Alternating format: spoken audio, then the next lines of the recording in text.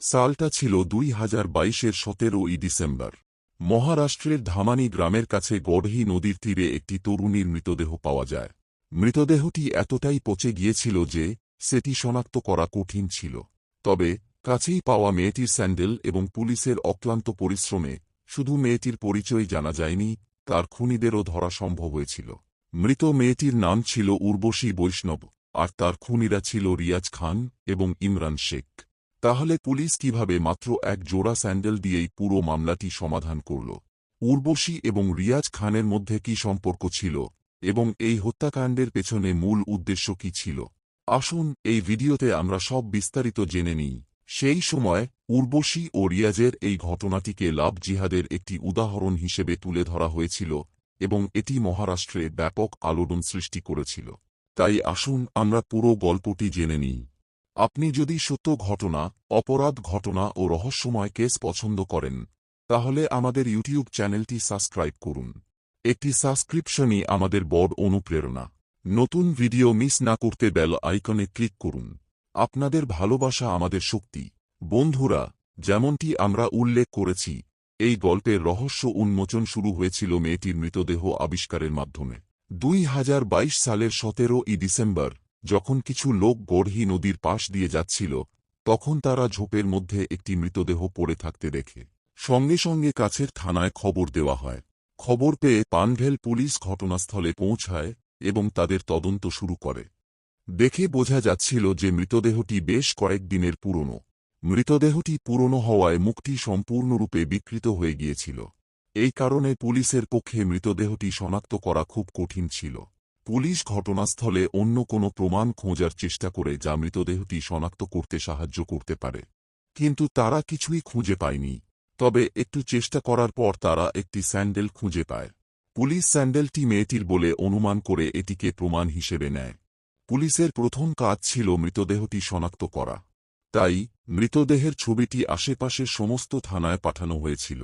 এছাড়াও মহারাষ্ট্রের বিভিন্ন থানায় সম্প্রতি দায়ের করা নিখোঁজ মেয়েদের রিপোর্ট সম্পর্কেও তথ্য সংগ্রহ করা হয়েছিল। অনেক চেষ্টা করেও মেয়েটির পরিচয় জানা যায়নি।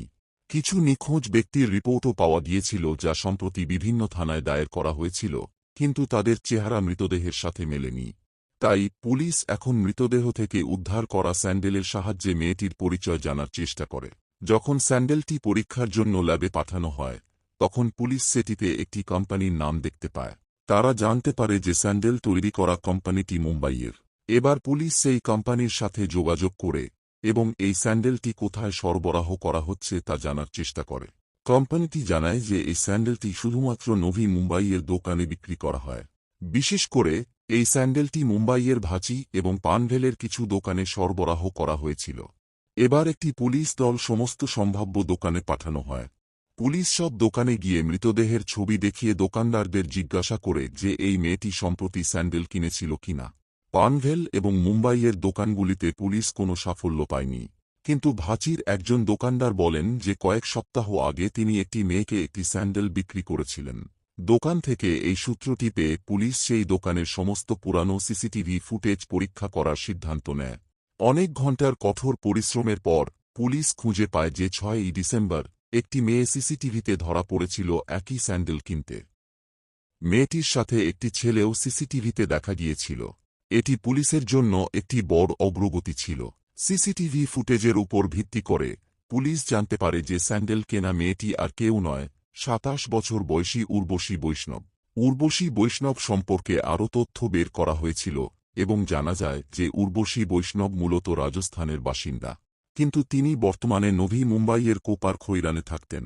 এছাড়াও তিনি জুনগড়ের সানাবারে বার ডান্সার হিসেবে কাজ করতেন। একটি পুলিশ দল অবিলম্বে সানাবারে যায় এবং উর্বশী সম্পর্কে আরও তথ্য সংগ্রহ করতে শুরু করে। প্রাথমিক তথ্যে জানা যায় যে উর্বশী 13ই ডিসেম্বর থেকে কাজে আসছিলেন না। এছাড়াও যখন পুলিশ উর্বশীর সহকর্মীদের সিসিটিভি ফুটেজে দেখা ছেলেটি সম্পর্কে জিজ্ঞাসা করে, তখন উর্বশীর সহকর্মীরা বলেন যে এই ছেলেটি সম্ভবত উর্বশীর প্রেমিক ছিল। আরও তদন্তে আরও জানা যায় যে উর্বশীর নিখোঁজ হওয়ার রিপোর্টটি উর্বশীর ভাই 13ই ডিসেম্বর নেরুল থানায় দায়ের করেছিলেন। মেয়েটির সম্পর্কে অনেক তথ্য বেরিয়ে এসেছিল, কিন্তু সিসিটিভি ফুটেজে দেখা ছেলেটি সম্পর্কে খুব বেশি কিছু জানা যায়নি। তাই পুলিশ এখন ছেলেটি সম্পর্কে তথ্য সংগ্রহ করার চেষ্টা শুরু করে। সিসিটিভি ফুটেজ বিশ্লেষণ করে জানা যায় যে উর্বশীর সাথে থাকা ছেলেটি বেশ সুগঠিত ছিল। ছেলেটির ব্যক্তিত্ব ছিল একজন জিম ট্রেইনারের মতো। তাই পুলিশ এখন আশেপাশের জিমগুলিতে গিয়ে সেই ছেলেটি সম্পর্কে তথ্য সংগ্রহ করা শুরু করে। ধানসলির একটি জিম থেকে পুলিশ ছেলেটি সম্পর্কে একটি বড় সূত্র পায়। এখানে জানা যায় যে ছেলেটির আসল নাম রিয়াজ খান। রিয়াজের বয়স ছিল ৩৬ বছর এবং সে ঘানসলি জিমে জিম ট্রেইনার হিসেবে কাজ করত। এবার পুলিশ রিয়াজের কল ডিটেইলস এবং নেটওয়ার্ক ইতিহাস পরীক্ষা করে এবং দেখা যায় যে উর্বশীর মোবাইলটি শেষবার নদীর ধারে যেখানে তার মৃতদেহ পাওয়া গিয়েছিল সেখানে চালু ছিল। শুধু তাই নয়, একই সময়ে রিয়াজের নাম্বারও একই জায়গায় সক্রিয় ছিল। তাদের মধ্যে ক্রমাগত কথোপকথনও চলছিল। এই তথ্য পুলিশের জন্য খুবই গুরুত্বপূর্ণ ছিল। ঘটনার গভীরে যেতে পুলিশ উর্বশীর মৃত্যুর খবর তার ভাইকে দেয়। এছাড়াও উর্বশীর পরিচয় নিশ্চিত করার জন্য তার ভাইকেও থানায় ডাকা হয়েছিল। উর্বশীর ভাই পরিচয় নিশ্চিত করার পাশাপাশি সিসিটিভি ফুটেজে দেখা অন্য ছেলে রিয়াজকেও শনাক্ত করেন এবং বলেন যে সে তার বন্ধু ছিল। উর্বশীর ভাই পুলিশকে এই তথ্য দেন যে যখন উর্বশী নিখোঁজ হয়েছিলেন তখন রিয়াজও তার সাথে থানায় গিয়েছিল যখন সে তার বোনের জন্য নেরুল থানায় একটি নিখোঁজ ব্যক্তির রিপোর্ট দায়ের করতে যাচ্ছিল এবং পুলিশের সামনে সে এটাও বলেছিল যে উর্বশী নিখোঁজ হয়ে গেছে। পুলিশ উর্বশীর মৃত্যুর পেছনে রিয়াজের হাত আছে বলে সন্দেহ করে। জবাবে ভাই বলেন যে রিয়াজ যদি তার বোনকে খুন করত তাহলে সে কেন নিজের বিরুদ্ধে রিপোর্ট দায়ের করতে থানায় যাবে। কথাটির কিছু ওজন ছিল। তবুও পুলিশ উর্বশীর মৃত্যুর পেছনে রিয়াজের হাতের সম্ভাবনাকে বাতিল করেনি এবং এবার রিয়াজকে এই বিষয়ে জিজ্ঞাসাবাদের জন্য ডাকা হয়। আশ্চর্যজনক বিষয় ছিল যে পুলিশ রিয়াজের সাথে যোগাযোগ করার সাথে সাথেই সে তার বিবৃতি দিতে অবিলম্বে পুলিশের কাছে আসে। প্রাথমিক জিজ্ঞাসাবাদে রিয়াজ পুলিশের প্রশ্নের সঠিক উত্তর দিতে থাকে, কিন্তু যখন পুলিশের তদন্ত এগিয়ে যায় তখন রিয়াজ তার নিজের উত্তরেই জড়িয়ে পড়ে।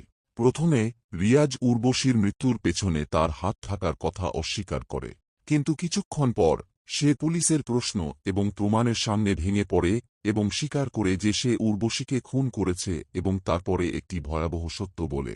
রিয়াজের বিবৃতি অনুযায়ী রিয়াজ পেশায় একজন জিম ট্রেইনার ছিল, কিন্তু সে প্রায়ই ডান্স বারে যেত। একদিন যখন সে সানাবারে গিয়েছিল তখন রিয়াজের চোখ পড়ে উর্বশীর উপর।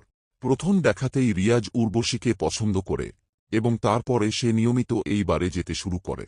তারপর একদিন রিয়াজ সুযোগ পায় এবং উর্বশীর সাথে কথা বলে।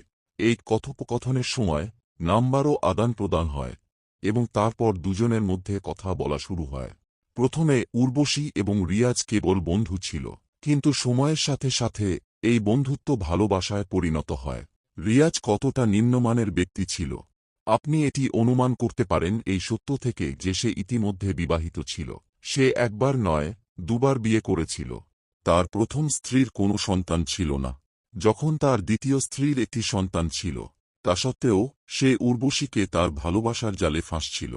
কিছু রিপোর্ট অনুযায়ী রিয়াজের ৩ বার বিয়ে হয়েছিল। যাই হোক, কিছুক্ষণ পর উর্বশী রিয়াজের প্রেমে এতটাই পাগল হয়ে যায় যে সে রিয়াজকে বিয়ে করতে বলতে শুরু করে, কিন্তু রিয়াজ বারবার বিয়েতে দেরি করে এবং উর্বশীকে তার জালে আটকে রাখে। কথিত আছে তারা দুজনেই কিছু সময়ের জন্য একসাথেও ছিল। রিয়াজ পুলিশের কাছে দেওয়া বিবৃতি অনুযায়ী যখন তাদের বন্ধুত্বের ৬ মাসের বেশি হয়ে গিয়েছিল তখন উর্বশী আবারও রিয়াজকে বিয়ের জন্য চাপ দিতে শুরু করে। রিয়াজ অনুযায়ী উর্বশী বলেছিল যে তুমি যদি বিয়ে না করো তাহলে আমি পুলিশের কাছে গিয়ে তোমার বিরুদ্ধে অভিযোগ করব। এই ভয়ে রিয়াজ এবার উর্বশীকে শেষ করার সিদ্ধান্ত নেয়। এরপরে রিয়াজ উর্বশীকে শেষ করার পরিকল্পনায় নামে এবং তারপরে ২০২২ সালের ১৩ই ডিসেম্বর উর্বশীকে শেষ করার উদ্দেশ্যে সে তাকে তার গাড়িতে একটি ভ্রমণের অজুহাতে বাইরে নিয়ে যায়। গাড়িটি একটু এগিয়ে যায় এবং রিয়াজ গাড়িটি এক জায়গায় থামায়। এরপরে ইমরান শেখ নামের একজন ব্যক্তি পিছনের আসনে বসে। তারপর গাড়িটি এগিয়ে যেতে শুরু করে। যখন রিয়াজ গাড়িটি একটি নির্জন এলাকায় নিয়ে যায় তখন সে পিছনে বসা ইমরানকে একটি সংকেত দেয়। রিয়াজের সংকেত পাওয়ার সাথে সাথেই ইমরান তার আগে থেকে লুকিয়ে রাখা দড়িটি বের করে এবং পিছন থেকে বসে হঠাৎ দড়ি দিয়ে উর্বশীকে শ্বাসরোধ করে। রিয়াজ উর্বশীর হাত শক্ত করে ধরে রাখে। এইভাবে রিয়াজ এবং ইমরান চলন্ত গাড়িতে তাকে শ্বাসরোধ করে উর্বশীকে হত্যা করে। হত্যাকাণ্ডের পর রিয়াজ এবং ইমরান উর্বশীর মৃতদেহটি সরিয়ে ফেলার পরিকল্পনায় নামে এবং তারপরে যখন তারা সুযোগ পায় তখন তারা মৃতদেহটি গড়হি নদীর তীরে ঝোপের মধ্যে ফেলে দেয় এবং এগিয়ে যায় যাতে কেউ রিয়াজকে সন্দেহ না করে। তাই রিয়াজ চালাকি করে উর্বশীর মৃতদেহটি সরিয়ে ফেলার পর উর্বশীর ভাইকে ফোন করে উর্বশীর খোঁজ নেয় এবং বলে যে আমি উর্বশীকে ফোন করার চেষ্টা করছি, কিন্তু আমি তার সাথে কথা বলতে পারছি না। এটা শুনে উর্বশীর ভাইও বিরক্ত হয় এবং তারপরে রিয়াজের কথা মতো সে রিয়াজের সাথে কাছের থানায় যায় এবং উর্বশীর নিখোঁজ হওয়ার একটি রিপোর্ট দায়ের করে।